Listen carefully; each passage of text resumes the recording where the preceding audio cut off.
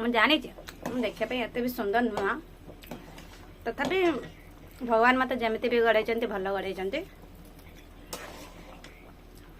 ତଥା ଆପଣମାନଙ୍କର ସହମତି ବି ମୋତେ ଟିକେ ଟିକେ ପଚାରିବାର ଥିଲା ଆଉ ଭଲ ଦେଖାଯାଉଛି କି ନାହିଁ, ମାନେ ଆଜି ଗୋଟେ ଦିନ ପାଇଁକି କୁହନ୍ତି କେମିତି ଦେଖାଯାଉଛି। ତ ଆଜି ସୋମବାର ମୁଁ କ'ଣ ରୋଷେଇ କରୁଛି ଆପଣମାନଙ୍କୁ ଦେଖେଇବି। କାହା ଘର ଖାଆନ୍ତି ଆମ କମେଣ୍ଟ ବକ୍ସରେ ନିଶ୍ଚୟ ଜଣେଇବେ। କଞ୍ଚା ତେନ୍ତୁଳି, ଆଳୁ, ଭେଣ୍ଡି, ବାଇଗଣ ପକାଇ ଖଟା କରିଛି ଦେଖନ୍ତୁ। ଏଇ ଠକ ଠକ କରି କେମିତି ଫୁଟୁଛି ଦେଖିପାରୁଥିବେ।